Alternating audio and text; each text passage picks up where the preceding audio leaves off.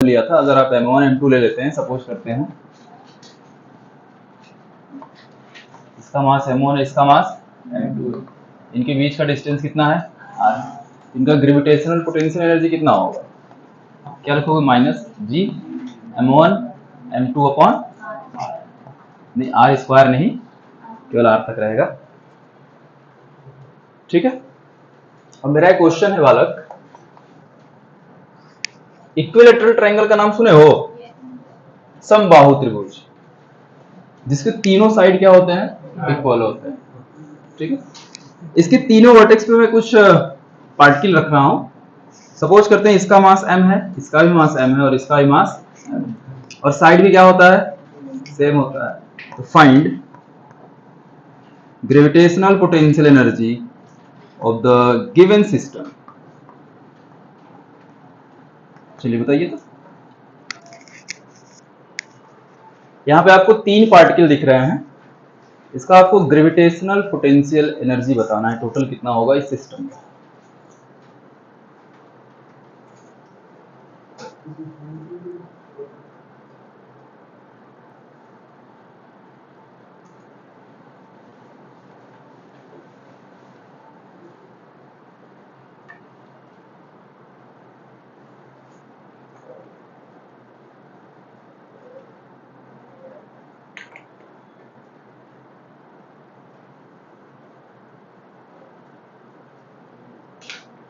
हाँ वाला 3 भाई, ये बता रहे तुक्का मार रहे हो, सही सही है तुक्के में।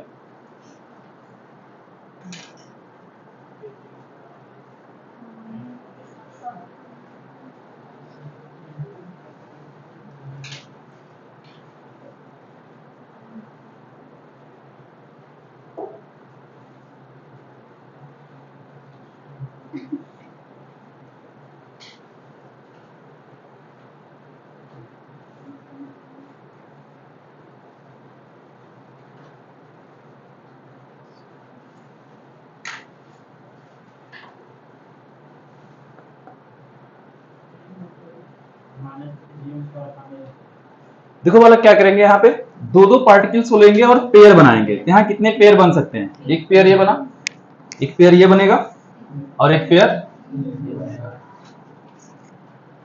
ठीक है। तो इसका अलग ग्रेविटेशनल पोटेंशियल एनर्जी होगा, इसका अलग होगा और इसका अलग होगा।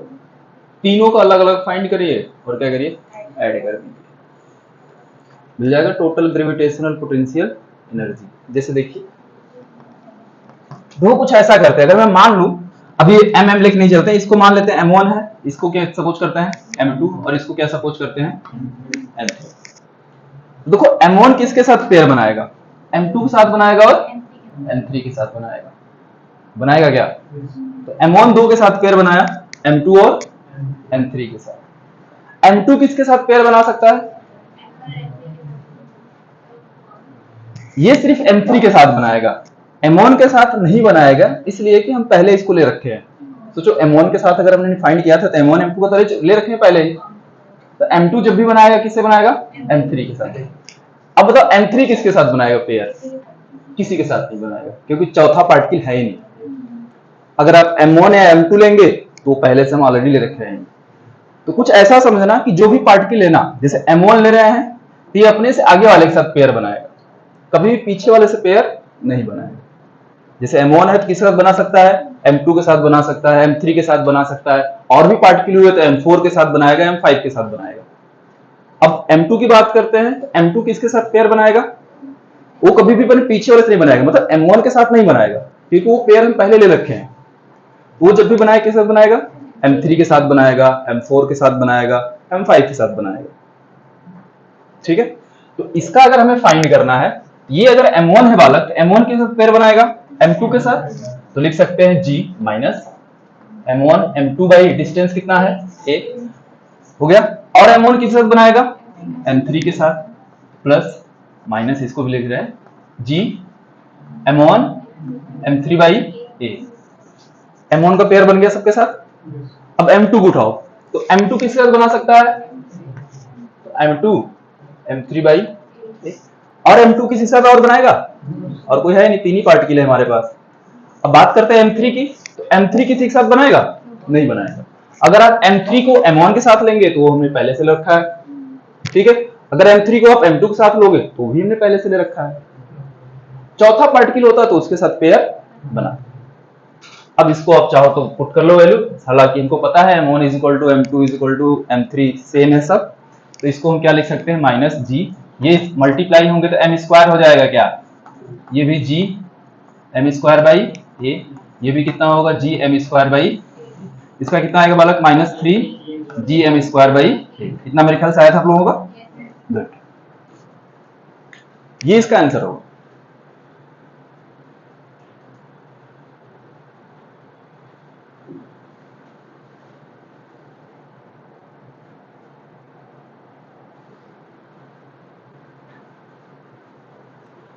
चलिए ऐसे एक स्क्वायर लेते हैं, स्क्वायर जानते हैं? गुड, उसको हिंदी में वर्ग बोला जाता है। अब इसमें कितने साइड होंगे बालक? 4 साइड होंगे और सभी क्या होंगे? इक्वल।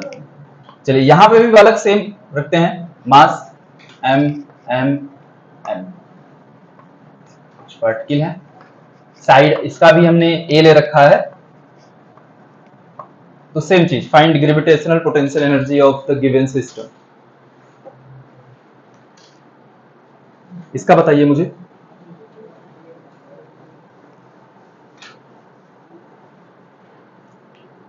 ऐसे सपोज कर लेना M1 M2 M3 M4, तो और अच्छे से क्लियर होगा आपको।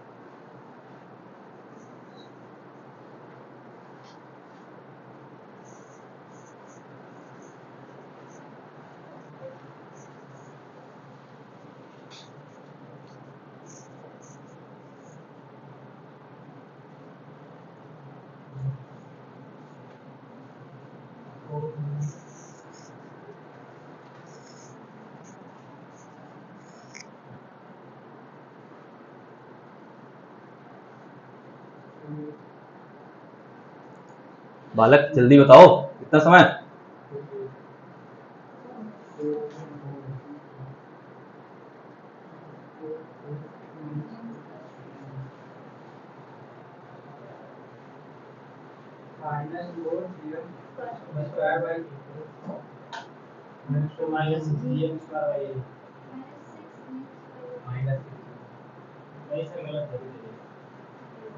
तो भाई खुद ही आंसर बता रहे हो, खुद ही गलत भी कर रहे हो।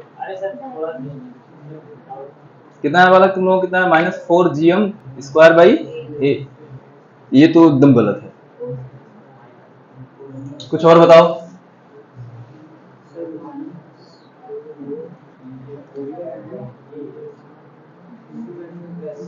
तो तुम पेयर बना नहीं पा रहे हो फिर।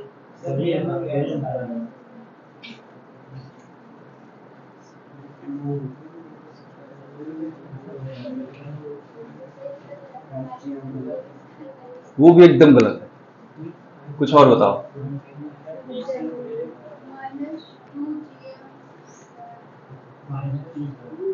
क्या बता रहे हो? सब पता चल रहा है क्या बोल रहे हो? कुछ और, किसी का कुछ और आया हो तो बताएं। कितना? वही क्या? कितना वही वाला आया है? कितना आया बताइए।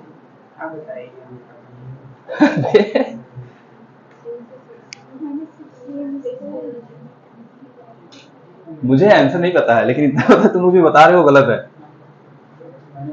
कुछ और बताओ, नया कुछ बताओ। चलो -4 GM स्क्वायर बाई ये हो चुका है, वो जो गलत है। -6 GM स्क्वायर बाई ये भी गलत है। हाँ बोलो बालक। हाँ अच्छा, कोई और?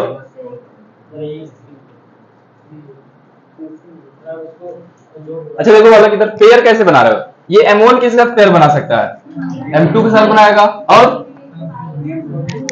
M3 के साथ नहीं बनाएगा। तो ये वाला डिस्टेंस चाहिए हमको, ये बनाएगा। ये डिस्टेंस कितना आएगा? देखो ये भी एक राइट एंगल ट्रायंगल है, पाइथागोरस थ्योरम पढ़े हैं, ठीक है। ये हाइपोटेनस है, ये बेस है, ये परपेंडिकुलर है, तो क्या होगा, कितना आएगा? ये क्या होता है? Under root base square plus perpendicular square, ठीक है। पढ़ो ना, कर्ड स्क्वायर इज इक्वल टू आधार का स्क्वायर प्लस लंब का स्क्वायर, कुछ ऐसा। तो ये कितना आएगा बताओ? a√2। अब करोगे फिर से ऐसे, देखो M2 की बात करेंगे अगर, तो M2 के साथ पेयर बनाएगा, M3 के साथ बनाएगा और M4 के साथ बनाएगा। तो उसके लिए हमको अब ये डिस्टेंस चाहिए, ये भी कितना होगा? a√2 के बराबर ही होगा। चलो फिर से करके बताओ तो। हाँ शायद,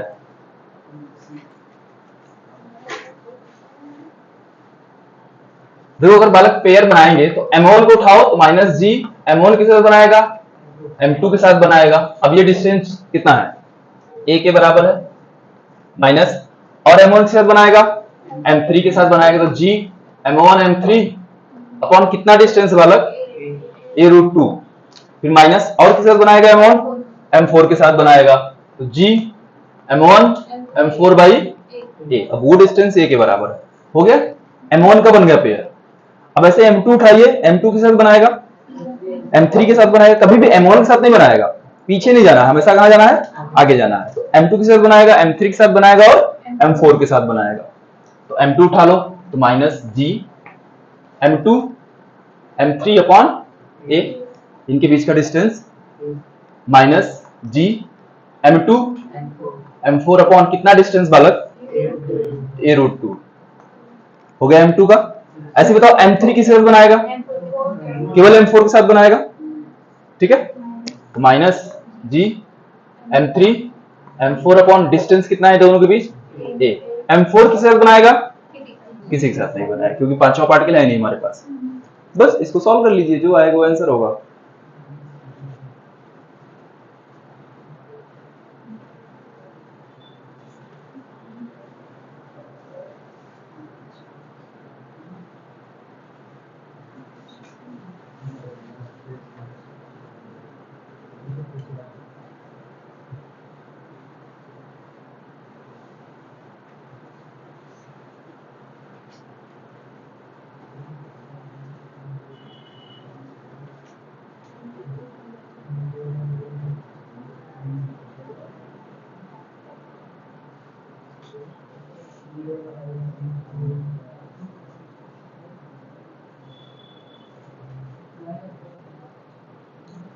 अब बताओ ऐसे कितने भी पार्टिकल्स रहेंगे फाइंड कर लेंगे आप?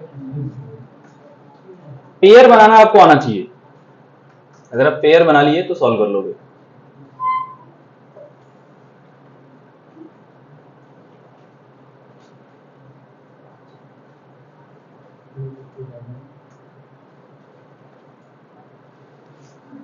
इसको बालक मुझे करना पड़ेगा minus G M square by A minus G M square by a√2 और minus G M square by A minus G M square by A minus G M square upon a√2 minus G M square by ए।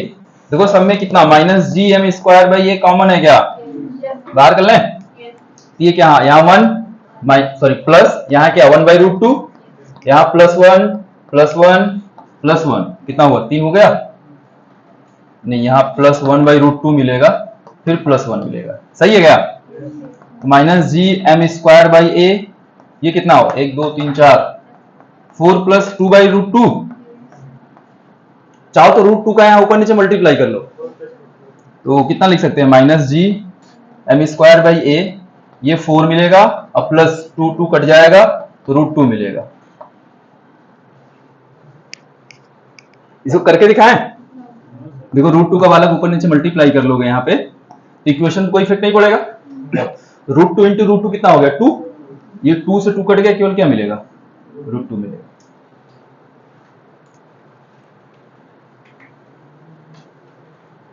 बोलो कर लेंगे ऐसे question?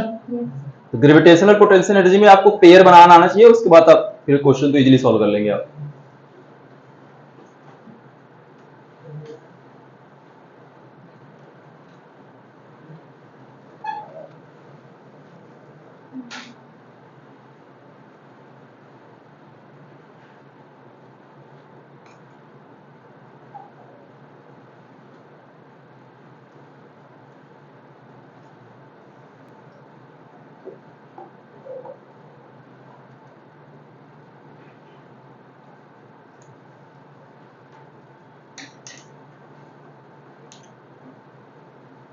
मिटा दे वाला।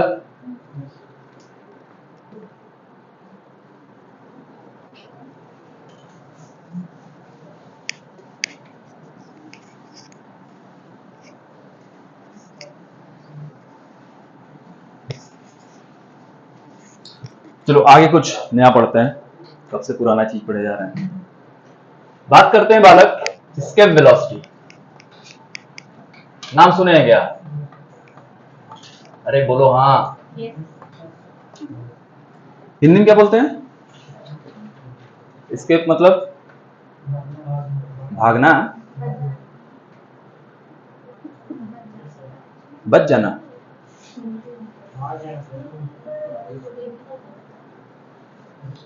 ठीक है, कुछ बोलते हैं एस्केप वेलोसिटी। कोई बताएगा एस्केप वेलोसिटी क्या होता है?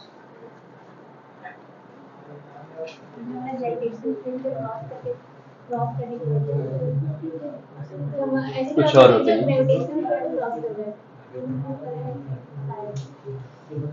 शायद लगा रहे हो तब क्या हो जाएगा? कुछ और बताओ बालक, कोई और? एस्केप वेलोसिटी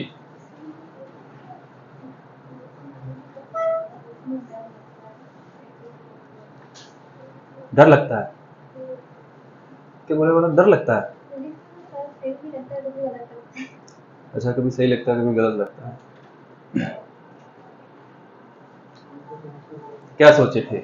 गब्बर बहुत खुश होगा नहीं?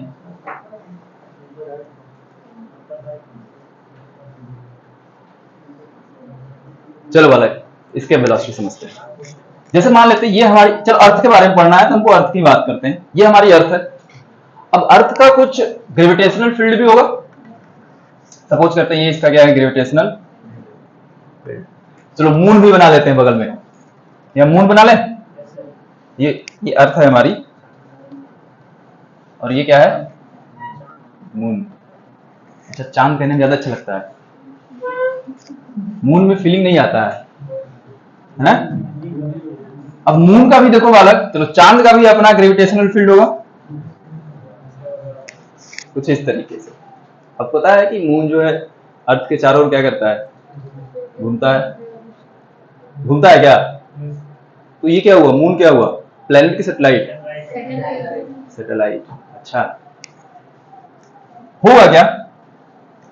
मान लेते हैं कोई भी सैटेलाइट यहां से छोड़ा जाता है अगर मून पे, मान लेते हैं मून पे अगर कोई भी सैटेलाइट छोड़ा गया तो वो यहां से चलना शुरू करेगा। जब ये इस पॉइंट पे आएगा, ये पॉइंट देखो, यहां पे अर्थ का भी ग्रेविटेशनल फील्ड है और मून का भी ग्रेविटेशनल, ठीक है? जैसे इस पॉइंट पे आएगा बालक, अर्थ क्या करेगा, इसको अपनी ओर खींचेगा, और मून क्या करेगा, इसको अपनी ओर खींचेगा। ठीक है? तो यहां पे जो भी सैटेलाइट होगा या जो भी बॉडी होगा, वो ना ही अर्थ पे आ पाएगा और ना ही मून पे जा पाएगा। वो क्या करेगा, उसी में घूमता रहेगा। ठीक है? जब सबसे पहली बार सैटेलाइट छोड़ा गया था तो हमें आइडिया नहीं था ये कि कोई ऐसा रीजन भी होता है। सैटेलाइट छोड़ दिए, वहां जाके फंस गया, फिर वो ना अर्थ पे आ पा रहा है और ना ही मून पे आ पा रहा है। तो हमें जरूरत पड़ी इसके वेलोसिटी की। तो जैसे बालक इस पॉइंट पे सैटेलाइट पहुंचने वाला होता है, तो किसी भी बॉडी का वह मिनिमम स्पीड या मिनिमम वेलोसिटी जिसके कारण बॉडी अर्थ के ग्रेविटेशनल फील्ड को छोड़ के बाहर चला जाए, या जिस मिनिमम वेलोसिटी से कोई भी बॉडी अर्थ के ग्रेविटेशनल फील्ड को छोड़ के कहां चला जाए, बाहर चला जाए। अब ये अर्थ के ग्रेविटेशनल फील्ड को छोड़ के बाहर चला जाएगा तो क्या कभी वापस आएगा, नहीं आएगा। तो उस वेलोसिटी क्या बोलते हैं, एस्केप वेलोसिटी। ठीक है, तो देखो तुम लोग ऐसा देखे होगा ना, जब भी सैटेलाइट जाता है तो पहले खूब बड़ा सा रहता है, ऊपर जाते हुए क्या होता है, छोटा होता जाता है। तो इसके कुछ पार्ट निकलते रहते हैं। जैसे इस पॉइंट में पहुंचता है बालक, इसको अलग से एनर्जी दी जाती है। ठीक है, देखो पीछे से धुआं निकलता है बहुत तेजी से, फिर क्या करता है वो आगे जाता है। तो उसको इस एनर्जी, इसकी एक तरीके सिंपल आगे हम लोग इसका डेरिवेशन थोड़ा सा मैं बताऊंगा। हम क्या करते हैं, जब ये यहां से उड़ना शुरू करेगा तो हाइट पे जाना शुरू करेगा, तो इसके पास पोटेंशियल एनर्जी होगी, जिसको आप ग्रेविटेशनल पोटेंशियल एनर्जी बोलोगे। ये अपनी पूरी की पूरी पोटेंशियल एनर्जी वाला काइनेटिक एनर्जी में कन्वर्ट कर देता है इस पॉइंट पे आने के बाद। जैसे इस पॉइंट पे आएगा, सैटेलाइट के पास जितनी भी पोटेंशियल एनर्जी होगी वो पूरा का पूरा किस में कन्वर्ट हो जाएगा, काइनेटिक में। तभी तो इसको वेलोसिटी मिलेगा। ठीक है, जैसे ही पूरी की पूरी पोटेंशियल एनर्जी काइनेटिक एनर्जी में कन्वर्ट होगी, वो इस रीजन को छोड़ करके बाहर चला जाएगा। ठीक है, तो मैं मान लेता हूं बालक कि इसके वेलोसिटी अगर हमारा v है, और सपोज करते हैं अर्थ का मास मान लेते हैं बालक कैपिटल M के बराबर, और जो पार्टिकल है इसका मास कितना है, स्मॉल m। सपोज करते हैं जो भी सैटेलाइट है उसका मास स्मॉल m है। बताओ इनके बीच अगर ये इसके सेंटर से r डिस्टेंस पे आया है तो पोटेंशियल एनर्जी कितना होगा, G capital M into small m upon r। नहीं, r स्क्वायर नहीं बालक, r ही रहता है। ठीक है, मैं केवल माइनस साइन ले चल रहा हूं, केवल मैग्नीट्यूड की बात कर रहा हूं। अब ये पोटेंशियल एनर्जी पूरा का पूरा किस में कन्वर्ट होगा बालक, काइनेटिक एनर्जी में। तो पोटेंशियल एनर्जी किसके बराबर हो जाएगा, काइनेटिक एनर्जी के बराबर। काइनेटिक एनर्जी वही फॉर्मूला होता है गतिज ऊर्जा जिसको बोलते हो हाफ mv स्क्वायर। वहां पे मास किसका लेते हैं बालक, पार्टिकल का या ऑब्जेक्ट का, जो भी सैटेलाइट का या फिर जो भी कुछ भी बोल सकते हो जिसको मूव कराना है। अच्छा, इसके वेलोसिटी है तो मैं इसको ve मान लूं। अब होगा क्या, m से m कट गया क्या, तो ve स्क्वायर क्या आएगा, 2gm by r। Sorry, v क्या होगा बालक,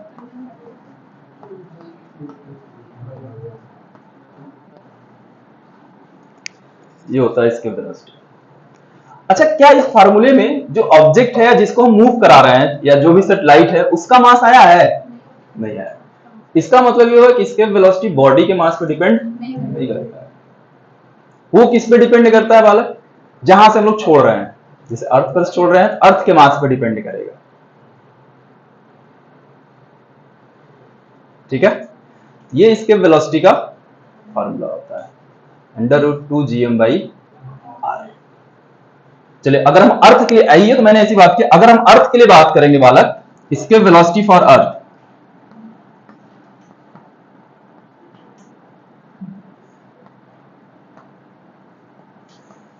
तो इस केस में इसके वेलोसिटी होगा √, अब यहां पे इसका रेडियस लिया जाएगा gm बाई r।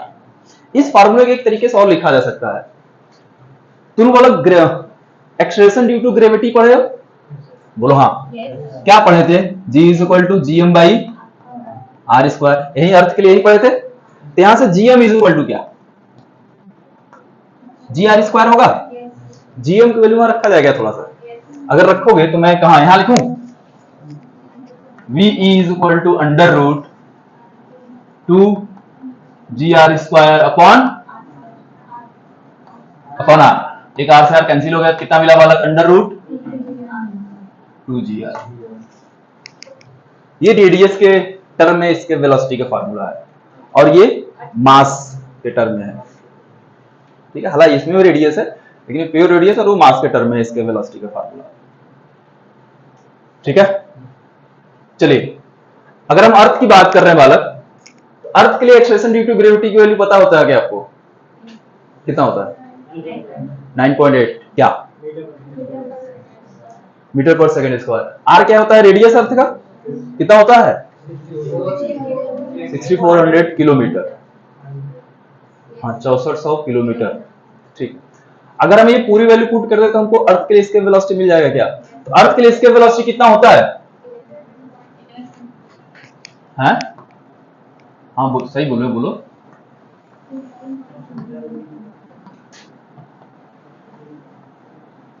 कितना होता है v? 11.2 क्या किलोमीटर पर आवर, नहीं पर सेकंड। कितना होता है? 11.2 किलोमीटर पर सेकंड। ये अर्थ के लिए इसके वेलोसिटी होता है। मतलब अगर अर्थ के ग्रेविटेशनल फील्ड को छोड़ना है तो हमको कम से कम इस वेलोसिटी से यहां जाना पड़ेगा। अगर इससे कम हुआ तो हम पार नहीं कर पाएंगे और इसी में घूमते रहेंगे, फिर ना ही अर्थ पे आ पाएंगे और ना ही कहीं और जा पाएंगे। तो ये मिनिमम स्पीड होती है, मतलब मिनिमम इतना। इससे ज्यादा भी हो सकता है, इससे ज्यादा रहेगा तो और अच्छी बात है, ठीक है, लेकिन मिनिमम ये होना चाहिए 11.2 किलोमीटर पर सेकंड, इससे कम नहीं होना चाहिए। ये हम अर्थ के लिए बात किए हैं। ऐसे हम लोग किसी भी, इसी तरीके से हम लोग किसी भी सैटेलाइट या किसी प्लेनेट का इसके वेलोसिटी निकाला जाता है।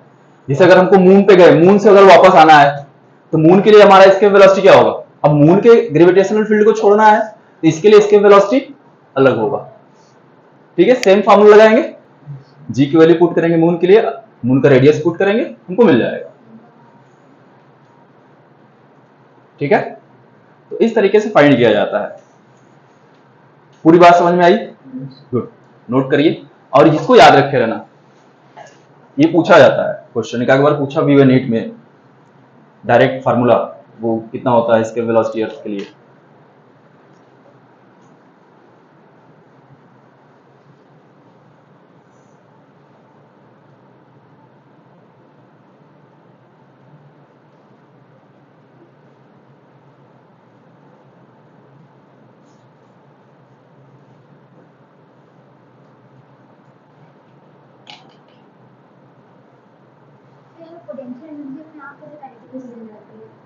वो कराया जाता है, हो नहीं जाता है।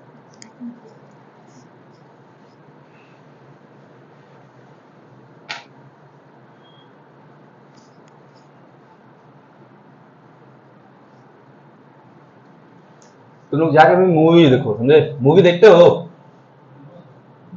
देखा करो थोड़ा ऐसे स्पेस से रिलेटेड साइंस फिक्शन मूवियां। ग्रेविटी तो देखे ही होगे, सब लोग देखा होगा मेरे ख्याल से। देख के भूल गए, याद है? भूल गए? मूवी कौन देखता है? अच्छा, और सुनो, मैं एक बार बताया तुम लोग, मैं मैग्नेटिक फील्ड पढ़ाऊंगा, द कोर मूवी देख लेना। देख लिए? गुड। वे हमको क्या पता। देखो अगर द कोर मूवी देखोगे तो हम लोग अर्थ मैग्नेटिज्म के बारे में पढ़ेंगे, मैग्नेटिक फील्ड में। तो अर्थ मैग्नेटिज्म पूरा का पूरा उस मूवी में बताया गया है। अगर तुम लोग देख लोगे तुमको पूरा अर्थ मैग्नेटिज्म समझ में आ जाएगा। समझ में नहीं आएगा? भाई मूवी भी नहीं समझ में आती है, ऐसा भी होता है क्या? अच्छा देख लिए, नहीं समझ में आया?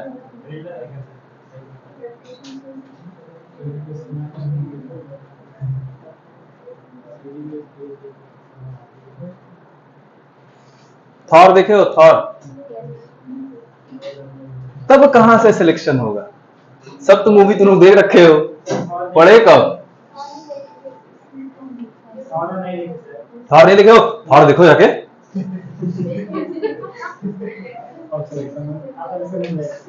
थॉर का दूसरा पार्ट देखना है, 2 पार्ट आया था ना, एक खोलो थोड़ा दरवाजा, खोलो थोड़ा सा।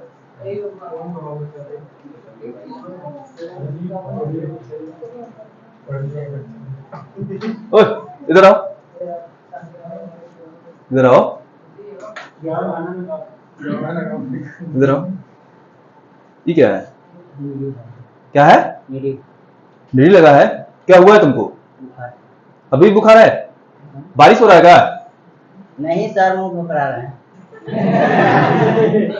तो तुमको मतलब क्या डेंगू वाला कंसेप्ट है कि ऐसा कुछ है? तुमको डेंगू हुआ है? टाइफाइड। टाइफाइड हुआ है? इसका मतलब साफ पानी नहीं पीते हो? जो बैठ बैठ के बात करो, अभी बीमार हो तो ज्यादा खड़ा नहीं करते हैं तुमको। बीमार हो तो रेस्ट करो।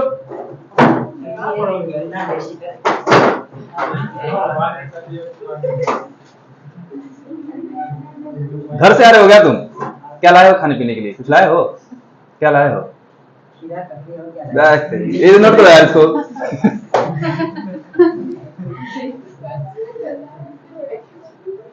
हो गया? नहीं है।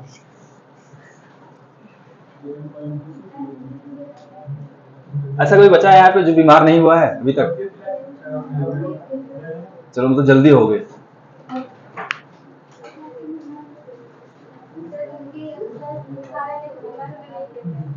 किसको बुखार आने पे क्या नहीं कहते हैं? अच्छा, इम्यूनिटी अच्छी है। चलिए, हो गया बालक ये? ओए, नो सर मत कहो, कब से छापे जा रहे हो तुम लोग?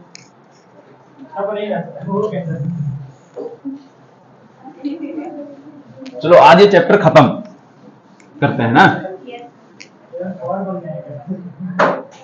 अबे अभी तो आए थे। चलिए आगे बात करते हैं ऑर्बिटल वेलोसिटी के बारे में। ऑर्बिटल वेलोसिटी वाला एक क्वेश्चन तुम्हें रहेगा जरूर।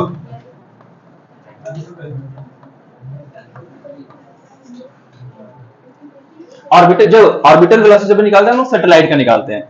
जैसे मान लो बालक, ओए हल्ला नहीं, ये हमारी अर्थ है, क्या है, जिसका रेडियस कितना है, आर।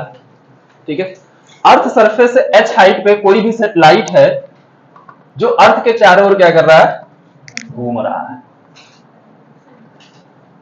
कुछ ऐसा ही होगा ना, सैटेलाइट बनाना है क्या?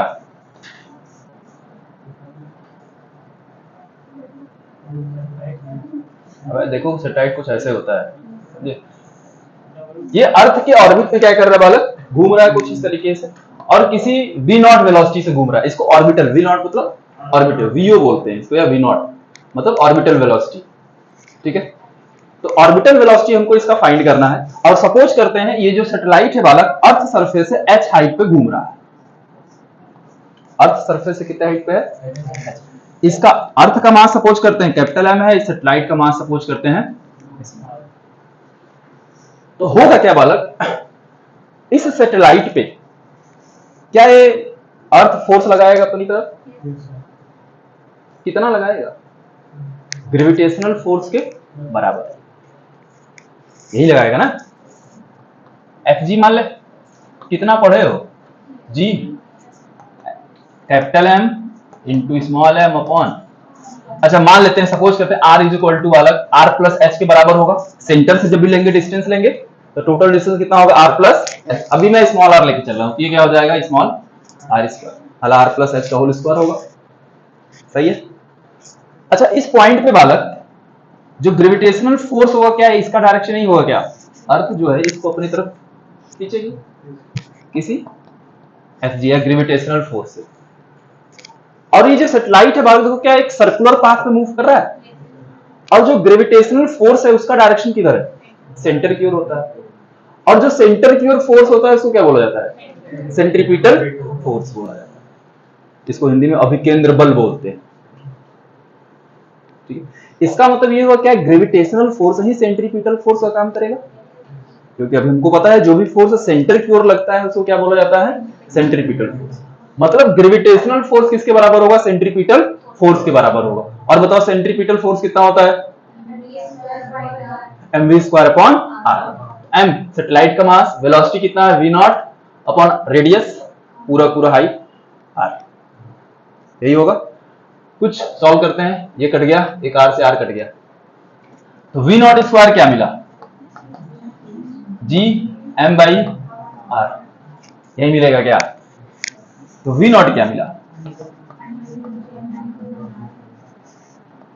जी एम बाई आर को आर प्लस एच लिख लेते हैं, अब अच्छा लगेगा। ये होती है orbital velocity of the satellite. ठीक है, जल्दी नोट करो। और ये फार्मूला याद होना चाहिए, डायरेक्ट तुमको यहां से फार्मूला ही पूछा जाएगा, यहां से न्यूमेरिकल नहीं आएंगे। या तो तरीका समझ लो,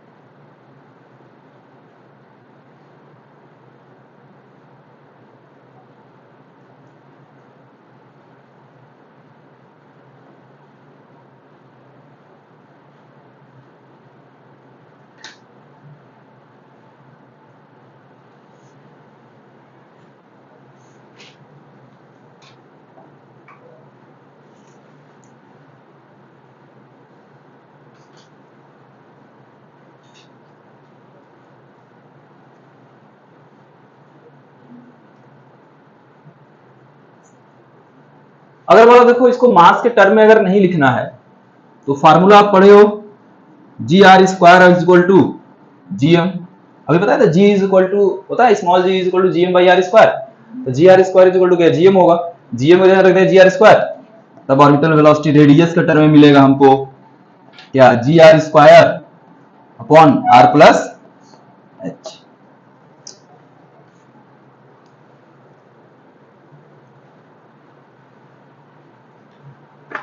अब देखो बोले कोई भी सैटेलाइट है अगर अर्थ के चारों ओर घूम रहा है वो एक कांस्टेंट वेलोसिटी से घूमेगा। तो इसको एक राउंड लगाने में जितना भी समय लगेगा, दूसरे राउंड में भी सेम टाइम लगेगा, तीसरे में भी सेम टाइम लगेगा। तो इसको एक राउंड लगाने में कितना टाइम लगेगा इसकी बात करेंगे, जिसको आप टाइम पीरियड बोलोगे। तो time period of the satellite कितना होगा, इसको मिटा दे। चलिए अगर बालक यही तो मैं टाइम पीरियड की बात करूं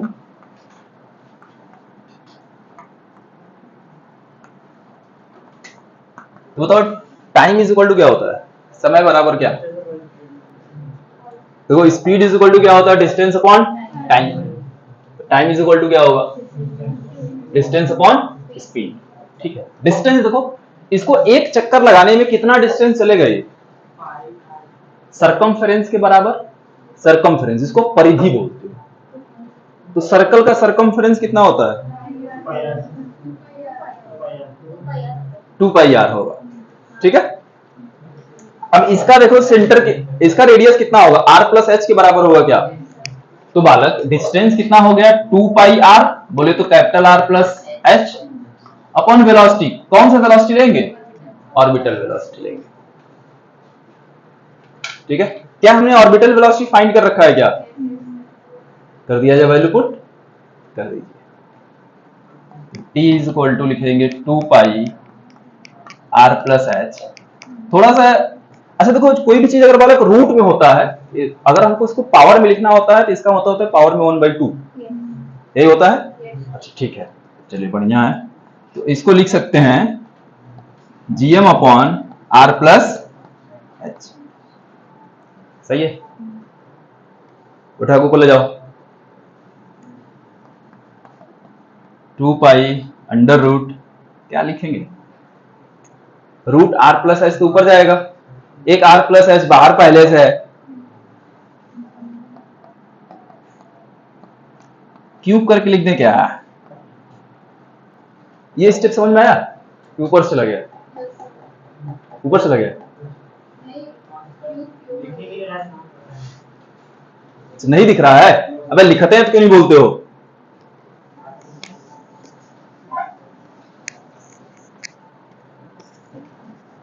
देखो बालक अगर मैं अलग अलग करूं इसको तब और अच्छे समझ, 2 पाई आर प्लस एच रहने दो। ठीक है, यहां देखो रूट आर प्लस एच है, इसको कैसे लिख सकते हैं, under root R plus H upon GM, उल्टा करके लिखेंगे, यही करेंगे। अब क्या करना है, हमको इसको भी रूट में लेके जाना है, आर प्लस एच जो बाहर है, तो इसको स्क्वायर करके रूट में लेके चले जाए क्या।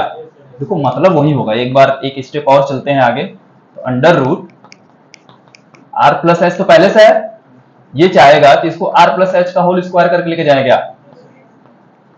अब देखो ये अंडर रूट में स्क्वायर है, ये स्क्वायर से बाहर आ जाएगा तो फिर से ही चीज हमको मिल जाएगा। ठीक है, इसलिए इसको डायरेक्ट मैंने क्या लिखा दिया था, 2 pi under root R plus H का क्या हो जाएगा, क्यूब अपॉन जीरो। वही चीज तो लिखे।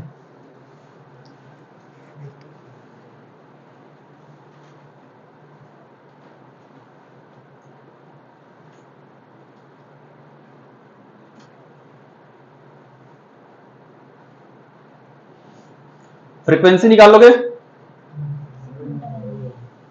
तो थोड़ा फास्ट करो।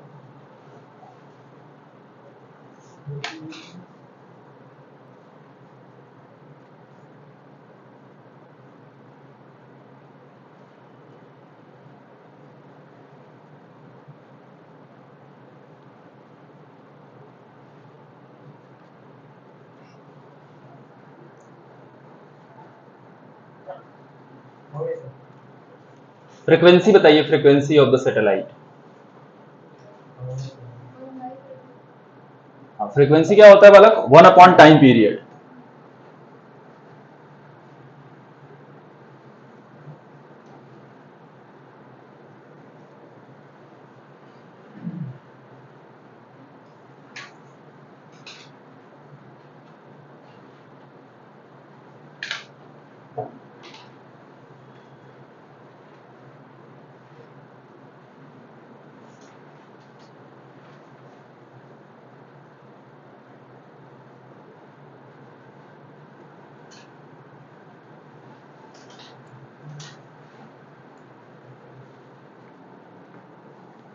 इसको मिटा दे, इसको नहीं मिटाना था। चलो बालक, फ्रीक्वेंसी की बात करें अगर हम, फ्रीक्वेंसी को म्यू से डिनोट करेंगे या फिर एन से डिनोट करेंगे। फ्रीक्वेंसी क्या होता है? 1 upon time period. Mu is equal to क्या फॉर्मूला लिखेंगे बताओ? उसको उल्टा करके लिख दे। ये क्या हो जाएगा? 1 upon 2 pi under root GM upon R plus H cube. ये होता है फ्रीक्वेंसी ऑफ द सैटेलाइट।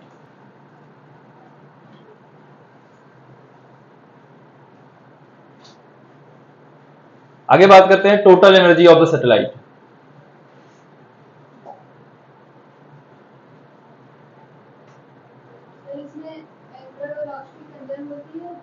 इसमें मुझे क्या पता? हाँ हाँ, नहीं बताया तुम लोगों को केप्लर्स लॉ में? क्वेश्चन भी मेरे ख्याल से मैं दिया था इस बार टेस्ट में।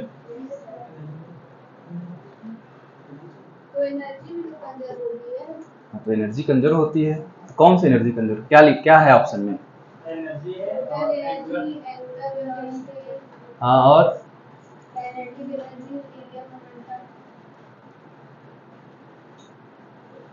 नहीं, तब एनर्जी कंजर्व होगा,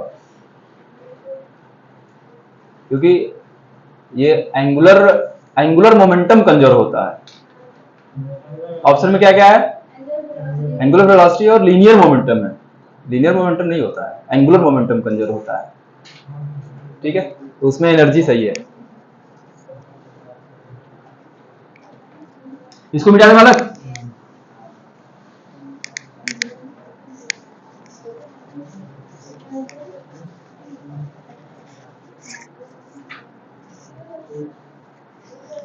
चलिए आगे देखिए, total energy of the satellite. ये समझ जाओगे टोटल एनर्जी।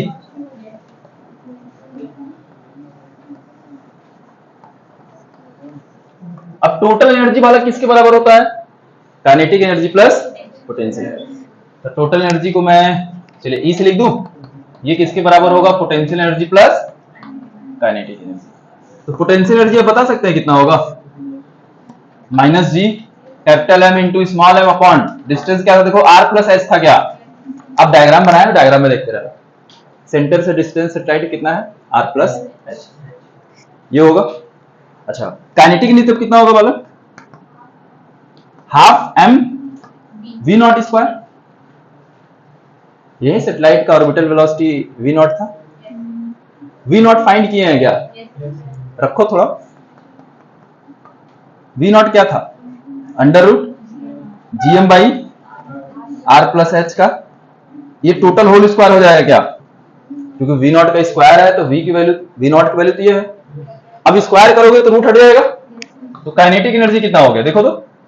ये G M small M upon 2 R plus H. Root हट जाएगा, स्क्वायर करेंगे तो रूट हट जाएगा, बस सिंपल सा। तो ये हमारी क्या होगी? Kinetic energy. तो टोटल एनर्जी क्या करें? दोनों को ऐड कर दें। अगर दोनों को ऐड करेंगे बालक तब टोटल एनर्जी क्या होगा? देखो, पोटेंशियल एनर्जी है minus G capital M into small M upon R plus H है क्या? अब प्लस काइनेटिक एनर्जी फाइंड किए हैं क्या? G capital M small M upon 2 R plus H. इसको सॉल्व करके कोई बताएगा मुझे कितना आएगा? कितना बोलो?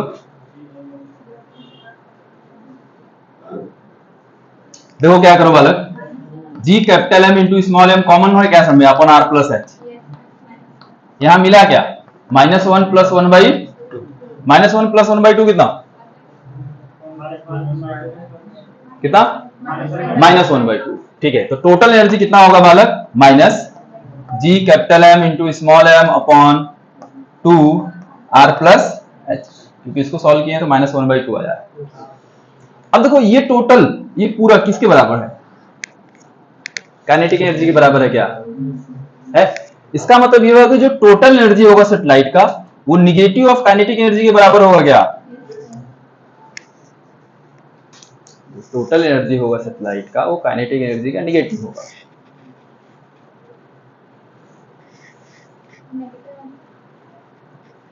कुछ नहीं,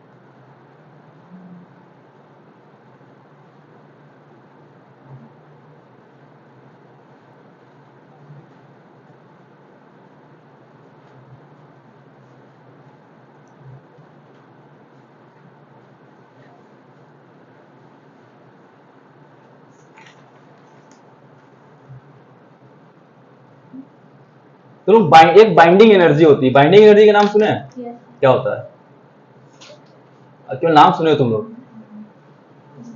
दो मॉलिक्यूल बाइंड होते ये क्या है, एनर्जी निकलती है उससे बाइंडिंग नहीं केमिस्ट्री मत जाओ, फिजिक्स में रहो।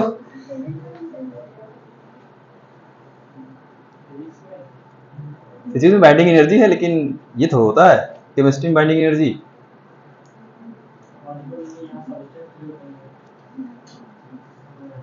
फीजन वाला केस है क्या, फीजन वाला केस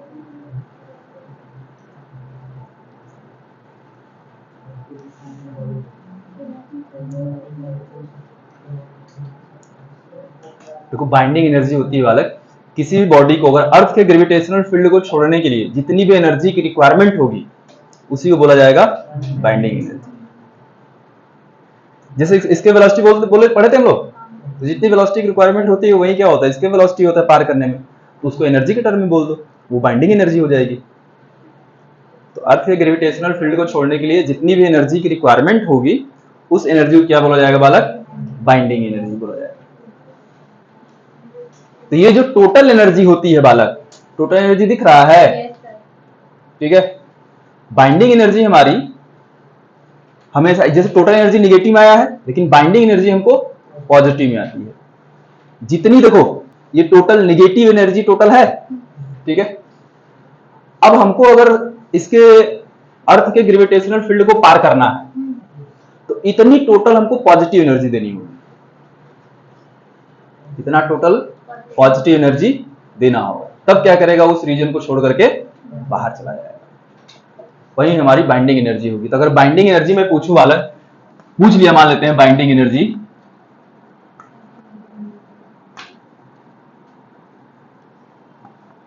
बीई लिख दें, ये किसके बराबर होगा, plus G capital M small M upon 2 R plus. Total energy satellite का नेगेटिव होता है, बाइंडिंग एनर्जी क्या होगा उसी का पॉजिटिव। इतना एनर्जी अगर हम और दे दें तो वो रीजन को छोड़ के बाहर चला जाएगा।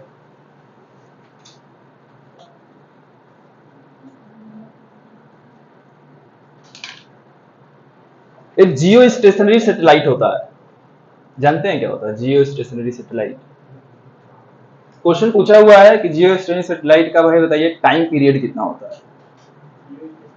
ये बस ऐसे ही, मतलब बस खत्म हो गया ये चैप्टर फिनिश। हाँ बस इतनी ही, बस इतनी है, दादा 2 महीना से पढ़ा रहे हैं हमको लग रहा है।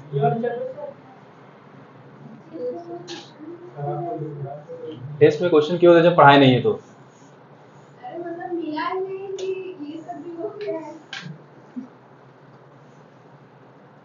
हाँ बताइए, जियो स्टेशनरी सैटेलाइट।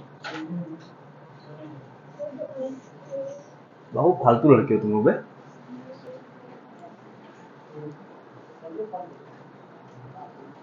जियो स्टेशनरी सैटेलाइट को हिंदी में क्या बोलते हैं? उपग्रह। हाँ, उपग्रह।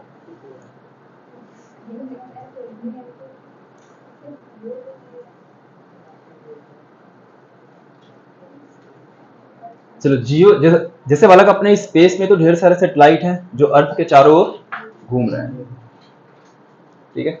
तो ऐसा सैटेलाइट जो अर्थ के रिस्पेक्ट में, जिसकी वेलोसिटी 0 हो या अर्थ के रिस्पेक्ट में स्टेशनरी हो, उसको क्या बोलेंगे? जियो स्टेशनरी सैटेलाइट। तो ये कब होगा? जैसे मान लो ये वाला देखो अर्थ है, अच्छा इसको मिटा दें,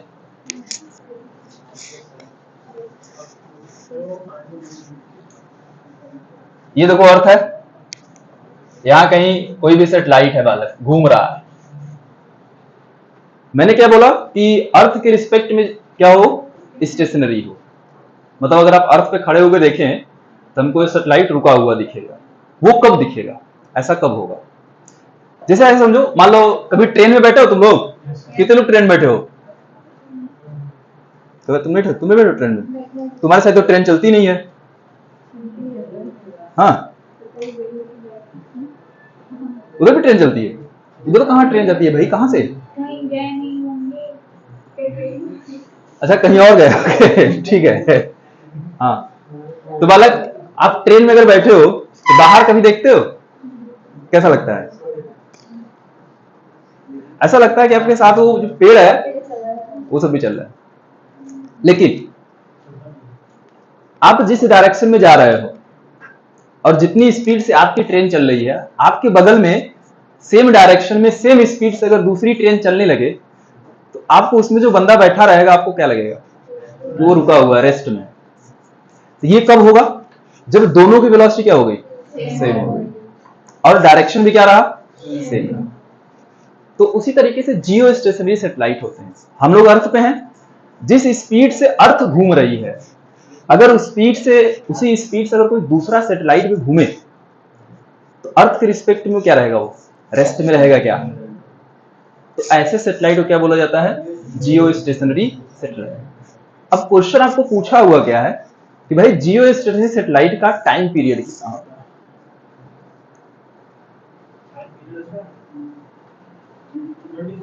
24 आवर्स। अर्थ को एक चक्कर लगाने में कितना टाइम लगता है?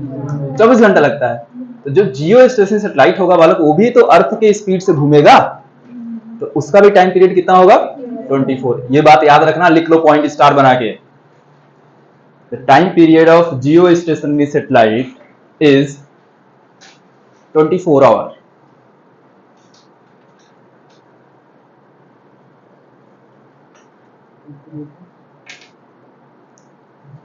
The time period of geostationary वाला, जियो स्टेशनरी।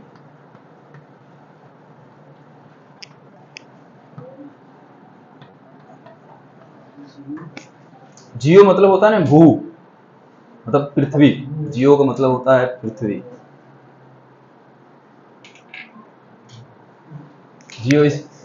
जियो मतलब क्या? पृथ्वी। स्टेशनरी मतलब रेस्ट। सैटेलाइट मतलब उपग्रह। एक ऐसा उपग्रह जो अर्थ के रिस्पेक्ट में क्या हो? स्टेशनरी हो या रेस्ट में। हाँ, सेम होना चाहिए। अब पता चला तुम इधर घूम रहे हो, तुम उधर घूम रहे हो, तब तो फटाक से निकल गए, फिर रेस्ट में कहां लगेगा? समझो एक ट्रेन इधर है, एक ट्रेन इधर जा रही है, तुमको लगेगा वो रेस्ट में? नहीं लगेगा। तो उससे क्या? तो वेलोसिटी डबल तुमको दिखेगा उसकी। अगर तुम इधर 2 से जा रहे हो, कोई इधर 2 से जा रहा है, तुम्हारी उसकी वेलोसिटी कितनी हो जाएगी? 4 हो जाएगी। आप रिलेटिव मोशन पता नहीं यार पढ़े हो ना? क्या होता है, एक में से दूसरे को माइनस करते हैं। अगर एक ही डायरेक्शन में होते हैं तो माइनस होता है, अगर अपोजिट में होते हैं तो प्लस हो जाता है। ऑर्बिट छोड़कर निकल नहीं जाएगा, लेकिन वो जियो स्टेशनरी सैटेलाइट नहीं होगा, ठीक है।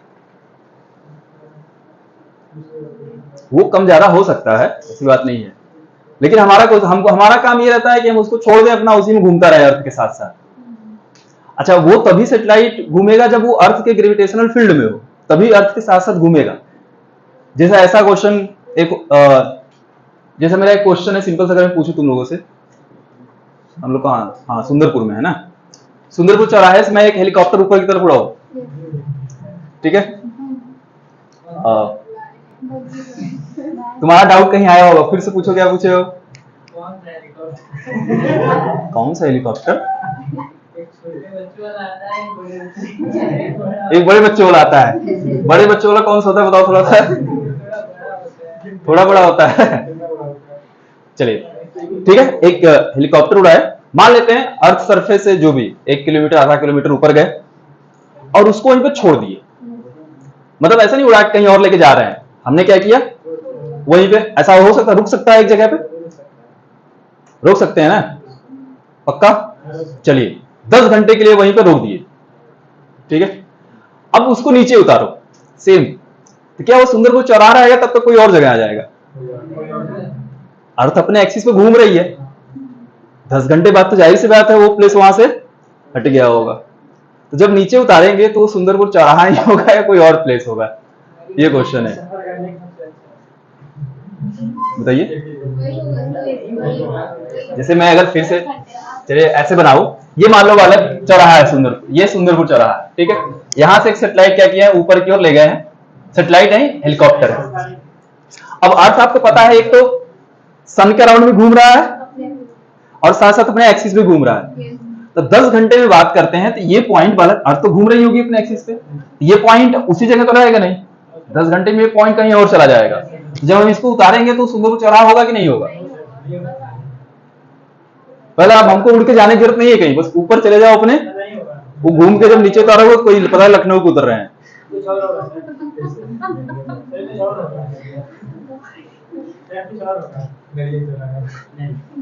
कुछ कब से सुन लिया मैं, कुछ और होगा तुम्हारा जवाब, कोई और बताइए। चलो वो सेम जगह होगा वाला। सोचिए जब आप ऊपर की तरफ कोई गेंद फेंकते हो, डायरेक्ट सेम परपेंडिकुलर ऊपर की तरफ थ्रो करो, गेंद सीधे आपके हाथ में आता है, ऐसा नहीं कि अगल बगल गिर जाता है। वो इसलिए क्योंकि हम अर्थ के एटमॉस्फेयर के अंदर हैं। आपको पता है कि जितनी तेजी से अर्थ घूम रही है उसके साथ साथ उसका एटमॉस्फेयर भी क्या कर रहा है, रोटेट कर रहा है। जो भी अर्थ के ऊपर जो भी स्पेस में उसका एटमॉस्फेयर, वो भी उसके साथ साथ क्या, जो भी पार्टिकल्स हैं, हवाएं हैं, सबके सब उसी के साथ क्या कर रही हैं, घूम रही हैं। तो जब ये अर्थ रोटेट करेगी बालक, तो इसके साथ साथ ये भी क्या कर रहा है, रोटेट कर रहा है, क्योंकि अर्थ के एटमॉस्फेयर में है। अगर ये अर्थ के एटमॉस्फेयर के बाहर होता तब भले उतार दे तो कहीं और आता, लेकिन अगर ये अर्थ के एटमॉस्फेयर में है तो उसके साथ साथ ये भी क्या कर रहा है, रोटेट कर रहा है। हालांकि भले हमें नहीं पता चल रहा है कि रोटेट कर रहा है, लेकिन अर्थ के साथ साथ स्पेस में जितनी भी चीजें एटमॉस्फेयर के अंदर हैं वो सब के सब क्या करती हैं, रोटेट करती हैं।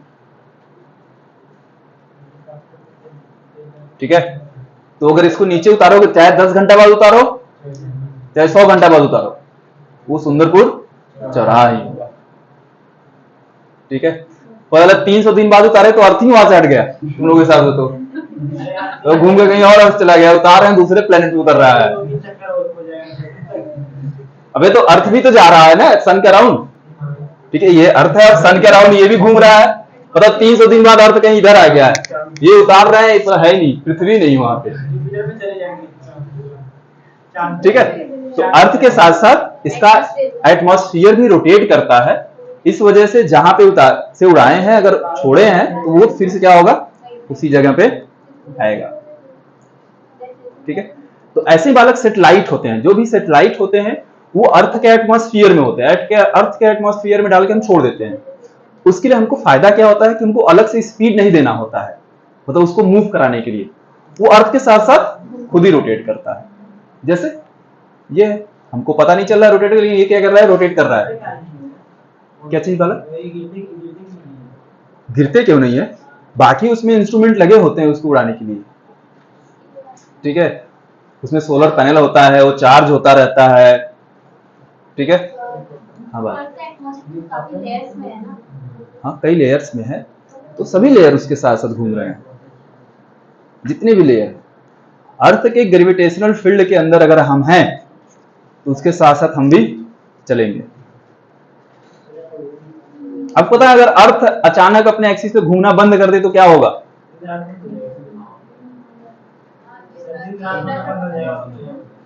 तुम लोग ऐसे कभी बाल्टी में पानी भर के उसको घुमाए हो, पानी को घुमा के छोड़ दो तो क्या होता है? थोड़ी देर तो घूमता रहता है, उसके बाद शांत होता है। तो अर्थ बालक अपने एक्सिस पे घूम रही है, अर्थ अपने एक्सिस पे घूम रही है, तो उसके साथ साथ उसका एटमॉस्फेयर भी क्या कर रहा है?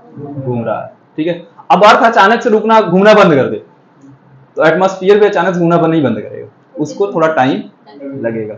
उतनी देर में तो सब खत्म, उतनी देर में सब खत्म। इतनी अच्छा है।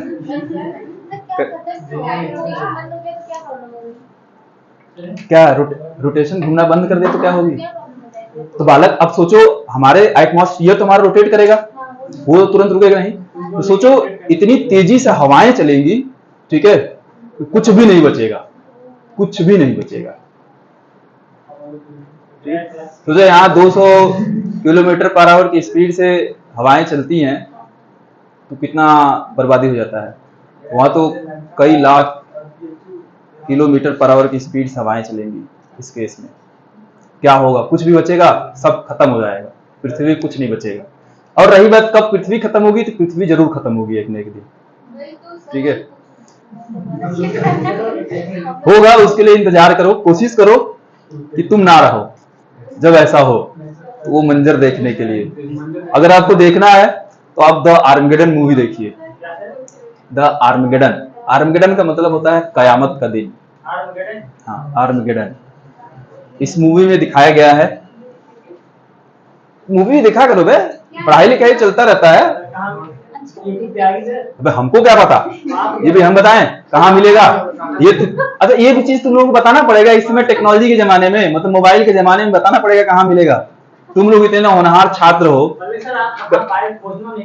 हम तो जब पढ़ रहे थे तो बहुत हम लोगों को वो वाईफाई मिलता था फ्री हॉस्टल में, खूब मूवी डाउनलोड करके देखते थे।